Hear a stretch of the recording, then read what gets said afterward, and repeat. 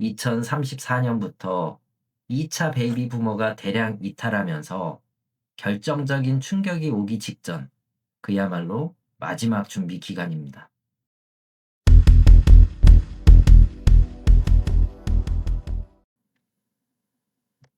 안녕하세요.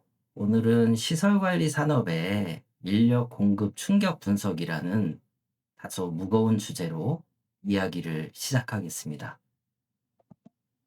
먼저 시설관리 산업의 인력 구조와 특성, 베이비 부머 세대 이탈과 인력 공급의 충격, 인력난 심화 요인과 기술적 대응의 한계, 그리고 단계별 전략적 대응 로드맵, 마지막으로 결론과 제언을 말씀드리겠습니다.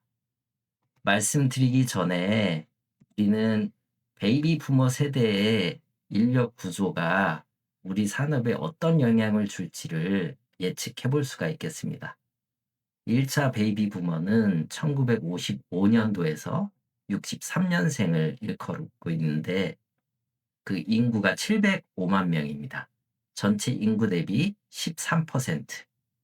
2차 베이비 부머는 1964년에서 74년생으로 약 954만 명, 인구 대비 비율은 18.6%. 그렇게 1, 2차 베이비 부머가 55년에서 74년생으로 일컬은데 1659만 명, 전체 인구의 32.3%입니다. 이게 전체 인구의 3명 중에 1명꼴로 노동시장의 핵심 축을 담당하고 있거든요. 이 부분이 은퇴를 하면서 밀려나간다면은 우리나라 어떻게 될지 불을 보듯 뻔하시죠. 이렇게 시설 관리 현장에서 뛰고 계신 분들, 혹은 이 분야로 재취업을 준비 중인 분들한테 이 보고서 내용은 곧 우리의 미래와 직결되는 이야기일 겁니다. 저 역시 50대에 시설관리 전문가로 도전하면서 전기기사, 에너지관리기사 자격증을 취득하고 제가 운영 중인 유튜브와 카페에서도 현실적인 중년의 도전기를 나누고 있는데요. 오늘의 분석은 제가 현장에서 직접 느끼는 막연한 불안감과 AI 분석 도구를 통한 객관적인 데이터로 확인하는 과정이었습니다. 이 보고서가 던지는 핵심 메시지는 분명합니다. 시설관리 산업은 앞으로 10년 인력 공급에 결정적인 충격을 맞이하게 될 것이며 이에 대한 개인과 산업 차원의 혁신적인 대비가 필요하다는 것입니다. 시설관리 산업의 인력 구조 특성을 살펴보겠습니다. 시설관리 산업은 건물 및 시설 운영의 안정성을 보장하는 매우 중요한 분야입니다. 그렇지만 구조적으로 노동 집약적인 특성을 가지고 있고 인력 공급 안정성에 취약성을 내포하고 있습니다.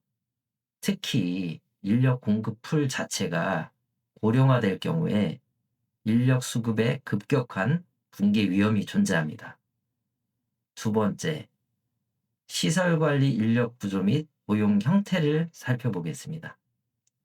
시설관리 산업은 주된 일자리에서 정년 이전에 퇴직한 저와 같은 중장년층 인력에 대한 의존도가 매우 높습니다. 40대 후반에서 70세까지 인력이 주요 공급원 역할을 수행하고 있는데 1차 베이비 부머 평균 52.9세, 2차 베이비 부머 평균 46.9세에 주된 일자리를 퇴직합니다. 평균적으로는 49세라고들 많이 통계에 나와 있죠. 주된 일자리를 퇴직하는 연령이. 이후에 재취업은 대부분이 상용직이 아닌 자영업이나 임시직, 단순 노무직 등 불안정한 고용 형태를 띠는데 경제적인 강제력 때문에 70세까지 노동시장에 잔류하는 경향이 새로운 표준으로 정착하고 있습니다. 저처럼 50대에 시설관리 분야에 도전하는 분들이 많은 이유도 바로 이 불안정한 고용 형태와 장기적인 노동시장 잔류 경향, 이것 때문일 것입니다. 그렇다면은 베이비 부머 세대 이탈과 인력 공급 충격 한번 살펴볼까요? 베이비 부머 세대 규모는 1차 700만 명, 2차 950만 명, 베이비 부머 세대 다 합친다면은 1660만 명 정도가 되는데, 앞서 말씀드렸다시피 3분의 1입니다. 3분의 1. 3명 중에 1명이 베이비 부머인데, 이 핵심 축이 빠진다면은 어떻게 되겠습니까? 이 핵심 인력이 노동시장에서 이탈하면은 시설관리 산업뿐이 아니고 전 산업 전반 자체가 인력 공급 충격을 맞게 될 것입니다. 물론 지금도 건설 쪽이나 3D 쪽은 외국인 노동자들이 갭을 많이 채우고 있는데, 시설관리 분야는 외국인이 갭을 채우기에는 뭔가 민원이랄까 의사소통 문제 때문에 한계가 있는 것은 분명하거든요. 그렇기 때문에 인력 공급 충격에 직격탄을 맞게 될 것입니다. 이 1차 베이비 부머가 이탈하는 1차 충격 시기에 인력 부족을 체감하는 경고와 대비 단계가 될 수 있겠습니다. 그리고 2차 베이비 부머가 이탈되는 2034년 이후, 이때는 인구 규모가 최대인 2차 베이비 부머가 2034년부터 70세에 도달하기 시작하는 시기거든요. 이 시기에 인력난이 본격적으로 가속화되는 결정적인 충격이고, 생산 연령 인구 감소가 가속화되고 중첩되어서 이중 충격이 발생할 것입니다. 결정적인 위기 시점은 바로 2034년 이후고, 이 위기는 2030년대 후반에 최고조에 달할 것으로 예측됩니다. AI가 제시하는 단계별 전략적 대응 로드맵입니다. 이 슬라이드를 보시면은 앞으로 10년 이상 시설관리 산업에서 개인과 조직이 어떻게 생존하고 발전할 것인지에 대한 가장 구체적인 지침을 제시하고 있습니다. 이 단계별 전략은 다가오는 인력 공급 충격이라는 미래를 예측하고 대비하는데 필수적인 기준점이 될 것입니다. 이 내용을 한마디로 요약을 한다면은 사람에 대한 의존도를 낮추고 시스템 역량을 높이는 것입니다. 살펴볼까요? 25년에서 30년, 재숙련의 기간, 지금부터가 중요하죠. 1차 베이비 부머의 이탈이 시작되는 시기입니다. 이때 우리 목표는 대비가 돼야 될 것입니다. 재숙련 교육에 집중하고 단순 기술자가 아니고 스마트 시스템을 운영하는 관리자가 되어야 합니다. 중고령 인력은 스마트 시스템 사용 교육을 받아야 할 것입니다. 앞으로는 전기, 기계, 소방 같은 필수 자격증 이외에도 스마트 빌딩 시스템이 어떻게 적용되고 데이터를 어떻게 관리해야 될지 배워야 할 시기입니다. 두 번째, 중기 전략입니다. 2031년에서 35년, 결정적인 위기 직전에 방어력을 구축해야 될 시기라고 AI는 제시하고 있네요. 2034년부터 2차 베이비 부머가 대량 이탈하면서 결정적인 충격이 오기 직전, 그야말로 마지막 준비 기간입니다. 이때는 방어력 구축에 집중해야 합니다. 자동화 투자에 집중해서 최대한 인력 부족에 대한 방어력을 높여야 합니다. 2034년 이전에 핵심 설비 관리 시스템을 레벨 4, 자동화겠죠. 자동화 레벨을 말하는 것 같은데, 최대한 레벨 4 이상으로 전환을 해야 한다라는 제시를 하고 있네요. 장기 전략을 한번 살펴보겠습니다. 2036년 이후 완전 자율 시스템으로의 전환. 이거는 쉽지 않은 목표겠죠. 완전 자율은 되기는 쉽지 않다고 생각하는데, 아무튼 레벨 5 지능형 자율 운영 시스템을 목표해야 한다. 이렇게 얘기하고 있네요.